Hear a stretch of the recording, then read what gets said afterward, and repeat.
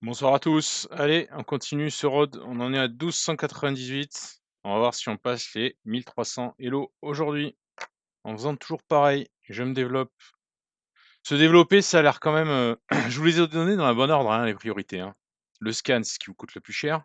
Et ensuite, c'est le développement. Vous développez pas. En fait. Vous n'avez pas réalisé encore qu'il faut jouer avec toutes les pièces. Quand vous réaliserez, vous aurez beaucoup moins de problèmes. Et après, voilà, là, on est à là, 1200, 1300, bah voilà, il commence à plus me donner des pièces pour rien. Il joue bien. Enfin, il commence à bien jouer, en tout cas, à jouer normalement, on va dire. Mais des fois, il manque de plan. Ils n'ont pas de plan.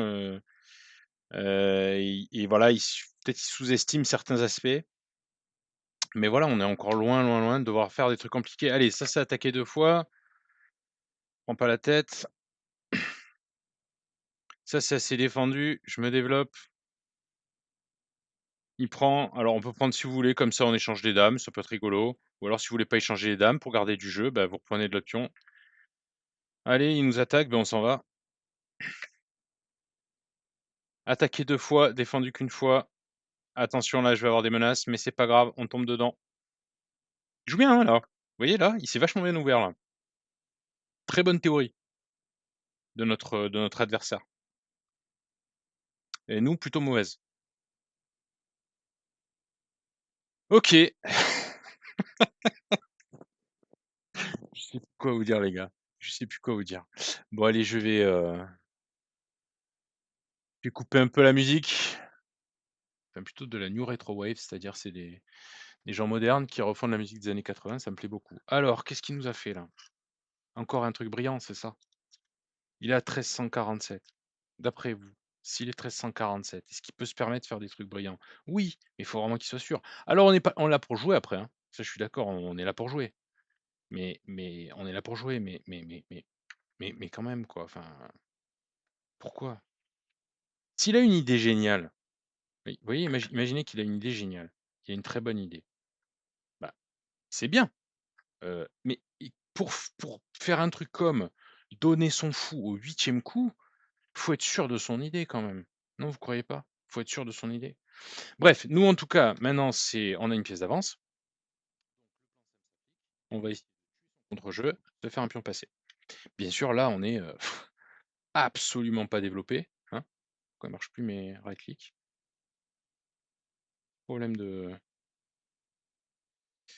On est absolument pas développé. Hein. Donc le plan simple c'est bien gentil, mais bon, tuer son contre-jeu c'est essentiel, mais il faut qu'on se développe là, c'est catastrophique. Ok. Allez, on défend. Est-ce qu'on peut défendre activement? Alors, on peut reculer, on peut défendre activement. C'est-à-dire que, vous voyez là, j'attaque sa dame, c'est plus actif quand même. Là, je ne pousse pas un pion pour pousser un pion, hein. Je pousse un pion pour protéger l'échec, activer un petit peu mon fou ici, attaquer sa dame, OK. Et les menaces, on a dit quoi? C'est quoi les menaces? Les menaces, c'est les menaces sur le roi. Donc il va y avoir quoi comme menace après ce coup? Des échecs, des échecs. Et il va y avoir des menaces sur la dame aussi. OK? Vous pouvez jeter un coup d'œil si vous voulez, vous en avez pas besoin pour atteindre le niveau de 1400 Elo. Mais on a dit qu'on essayait de faire attention aux menaces. Voilà, une menace. Alors, est-ce qu'on peut la parer activement? Bah, j'aimerais bien mettre madame ici, mais je peux pas, il y a le pion. J'aimerais bien faire quelque chose d'actif, je peux pas. Ah bah, je vais choisir une case de fuite. Par exemple, celle-là ou celle-là.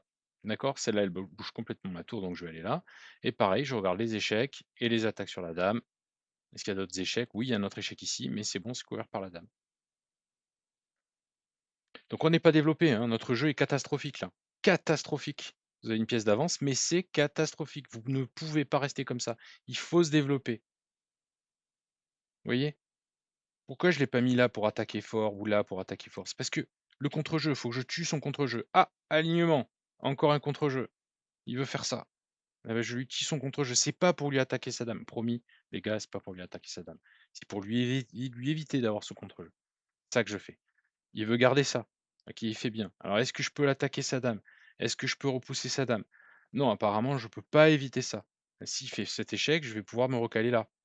D'accord? Donc j'ai pas peur de ça. Je me développe. Toujours regarder les échecs, on sait jamais.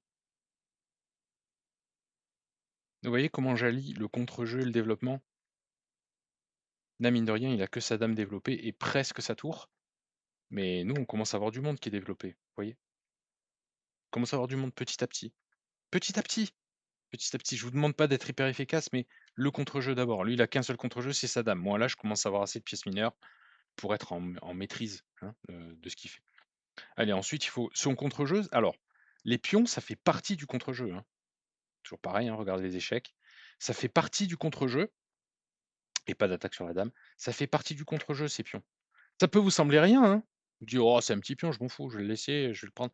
Mais oui, mais ça lui laisse des opportunités, vous voyez? Déjà, ça m'enlève une case de fuite et puis ça lui enlève des opportunités.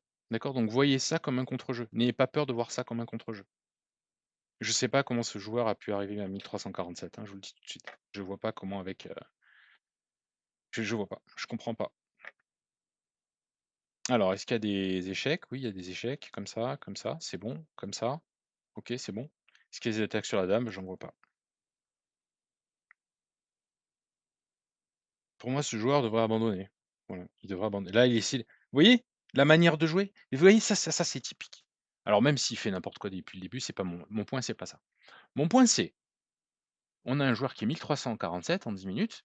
Qu'est-ce qu'il fait? Alors c'est bien, il attaque, il s'amuse, c'est bien. Mais regardez sa manière qu'il a de développer ses pièces. En fait, il développe pas ses pièces. Regardez bien. Il fait tout ce qu'il peut pour m'attaquer, pour m'attaquer, pour m'attaquer, me faire des échecs, pour me réattaquer, me réattaquer, me réattaquer. Et quand il a plus d'idées, il sort une pièce. C'est comme ça qu'il sort ses pièces, en fait. C'est quand il dit: «Ah, quoi faire là?» et il sort une nouvelle pièce. Hyper lent, en fait. C'est hyper lent. Il va pas progresser comme ça. Il va pas progresser. Et là, il a 2 doigts de se faire enfermer la dame, là, hein. Vous voyez? Si je veux être, un peu vache, je fais un petit coup, comme ça. D'accord? Ça, c'est terrible. Alors moi, ce que je vous dis, c'est il faut tuer son contre-jeu. Je regarde mon camp, qu'est-ce qu'il y a dans mon camp? Qu'est-ce qui attaque dans mon camp? Il y a cette dame. Cette dame, je dois m'en séparer. Soit comme ça, très conservateur, très bien, soit comme ça, plus agressif, mais je tue son contre-jeu. Vous voyez? Je tue son contre-jeu. Ou alors vous développez. Mais il vaut mieux tuer son contre-jeu. J'ai aucune raison de lui laisser son contre-jeu. Il faut vraiment vous dire: «Non, mais non, non, j'ai une pièce d'avance. Tu t'en vas, tu dégages». Tu vois? Vous voyez ce que je veux dire? Vraiment, tu t'en vas, je veux même pas te voir. Vous lui tuez son contre-jeu. Et souvent, quand je vois dans les parties, vous confondez tuer le contre-jeu et échanger toutes les pièces. Parce qu'on vous le dit tellement de fois: échanger les pièces quand vous avez l'avantage, échanger les pièces, échanger les pièces. C'est bien, mais vous allez pas beaucoup progresser comme ça. Vous voyez? En échangeant tout le temps les pièces, vous allez pas beaucoup progresser. Vaut mieux vous dire: «Est-ce qu'il y a du contre-jeu?» Vous voyez? Oui, il y a du contre-jeu. Ça tape. OK, ben, j'essaie de trouver comment je peux faire comme ça, ou je peux essayer de faire comme ça.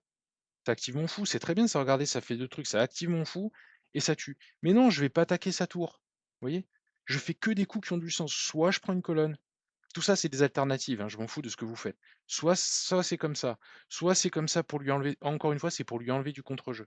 C'est uniquement pour ça. C'est pas parce que si je fais ça, je sens qu'il va faire ça et je vais lui faire la fourchette au roi à la dame. Non, c'est juste pour lui tuer son contre-jeu. Mais là, je suis toujours pas développé, j'ai encore ça et ça comme problème. Madame, elle commence à jouer quand même, hein. Elle est sur une colonne ouverte, sur une belle diagonale.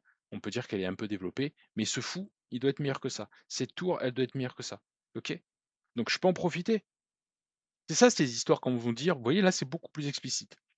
Ces histoires où on vous dit: ah ouais, faut pas sortir la dame trop tôt». On s'en fout, ça peut être bien de sortir la dame trop tôt. Mais vous voyez tous les temps de développement que je gagne sur sa dame. Là, quel est le temps de développement que vous pourriez gagner sur la dame? Réfléchissez un petit peu. Je regarde le temps. Bah, vous aimeriez faire ça, mais vous pouvez pas parce qu'il va manger la dame. En plus, que vous dit la dame, la base, ressort actif de milieu de jeu, je suis dans un alignement. Il faut que je sorte de l'alignement. Est-ce qu'il y a une manière encore plus active de sortir de l'alignement? Bah ouais, allons-y. Alors ce fou n'est pas protégé, hein. Ce fou n'est pas protégé, donc si ça enlève du cheval, bah, j'ai un problème là. Mais je sors de l'alignement de manière active. Vous voyez? Alors peut-être ce que je fais, c'est un peu trop efficace, mais ça vous doit vous donner des idées. Ça doit vous donner des idées. OK? Alors, pareil, ah oui, on regarde pas les menaces. Donc on regarde que les menaces sur la dame. J'en vois une, c'est là, comme ça, OK? Et les menaces d'échec, j'en vois pas. OK? On regarde rien d'autre. Allez, on se développe. On gagne encore un temps sur la dame. Là, on a tout développé là. On a tout développé là. OK? Il m'attaque un pion, je défends. Attention, si je défends, il va y avoir des menaces sur la dame. Vous la voyez? Il va sans doute faire vu le type du bonhomme. OK? Mais c'est pas grave, je défends. Peut-être comme ça, peut-être encore mieux comme ça, encore plus actif. Ou alors qu'est-ce qu'il pourrait y avoir d'encore plus actif peut-être? Je sais pas, peut-être, ça? Non, c'est pas très actif et le fou il tombe. OK? Allez, on va faire ça, on va lui laisser manger mon fou, on s'en fout. Pas d'échec, menace sur la dame, comme ça et comme ça. Ça c'est bon. Il reste ça. Bon, il en veut pas de cette main-là sur la dame. Très bien. Alors, qu'est-ce que je peux faire d'autre maintenant? Bah, je vais essayer, petit à petit, d'être de plus en plus embêtant, quoi. Je vais avoir des pièces de plus en plus actives. C'est pas pour lui manger sa dame, je vous assure. C'est juste que j'essaie d'avoir des pièces de plus en plus actives. Et bim! Vous la voyez?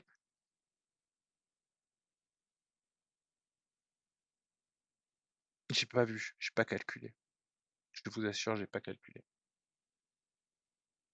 Tout ça, c'est pas parce qu'on joue bien. Tout ça, c'est parce qu'on respecte les principes de base où on se développe. Quand vous développez et que vous avez quelqu'un qui fait le gugus, il y a un moment où ça cède.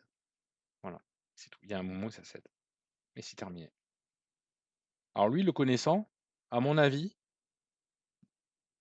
j'aurais dit qu'il abandonnerait parce qu'il a tellement attaqué que j'aurais dit qu'il allait abandonner. Bon, bah, écoutez, alors est-ce qu'on a fait un pion passé? Non, il faut qu'on se fasse un pion passé. Allez, on va dire celui-là, ça va être notre pion passé. OK? Donc on va le pousser, on va l'avancer, on va essayer de le rendre passé. Pour le rendre passé, il faut s'occuper de ce pion-là. D'accord?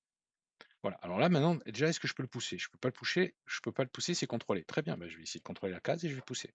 Et attention, rappelez-vous, on doit tuer celui-là. Donc je sais pas pourquoi il échange, mais c'est pas grave. Nous, on doit tuer celui-là. OK?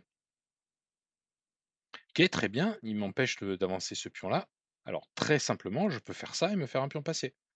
Finalement, oh, je change d'avis, c'est celui-là qui va être passé, par exemple.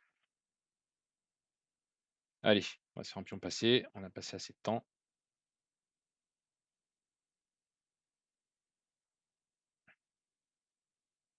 Vous avez vu comme je l'accompagne, ce petit pion? Vous avez vu comme je l'accompagne?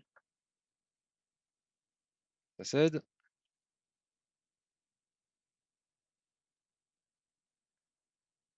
OK, il m'attaque la tour, si tu veux. Moi, je vois parce que je fais mon scan. Allez, on accompagne les pions. Tiens, ça me fait penser à une partie de Hervé là, où il avait du mal à pousser. T'as vu comme j'accompagne les pions? Bon, OK, tu vois, ça vaut, tu vois, c'est un peu ce que je te disais.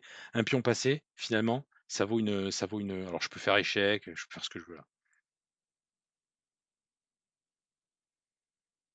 Tu pourras pas m'empêcher de faire madame. Mais tu vois, les pions passés, ça vaut vraiment une pièce en fait, les pions passés. Mais il faut pas les amener trop vite. Allez, échec, dame, on lui enlève ses cases maintenant.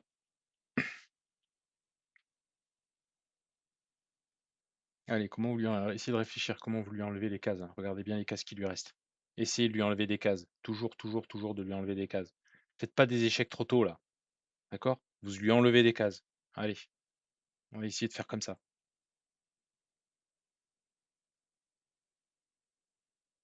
Il veut pas, il fait bien. Allez, on va insister. Nous, on veut venir là, nous.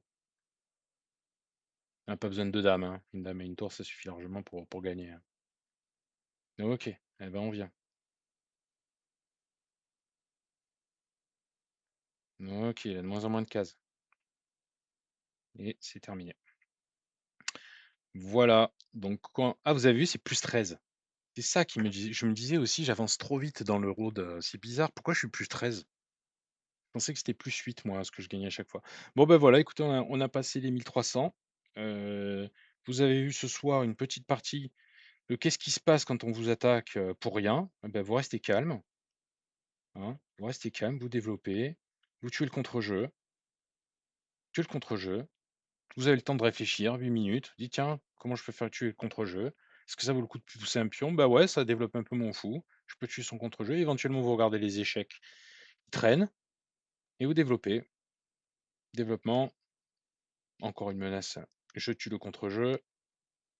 Développement, développement, alors développement un petit peu, hein, vous voyez ce que ça veut dire? Ça commence à préparer le fou et ça libère la dame. Il continue. On repousse son contre-jeu, on repousse son contre-jeu, on repousse son contre-jeu en se développant, on se développe. On a fait que ça, hein. Je pense tous les coups, vous auriez pu les trouver, honnêtement. Je pense que vraiment là, pour le coup, tous les coups, vous auriez pu les trouver. Le seul truc qui vous manque, c'est le plan. Alors le scan, bien sûr, et le plan. Si vous avez le plan, moi, je vois pas ce qui peut vous arriver, hein, honnêtement. Allez, bonne soirée, à bientôt. Ciao, ciao.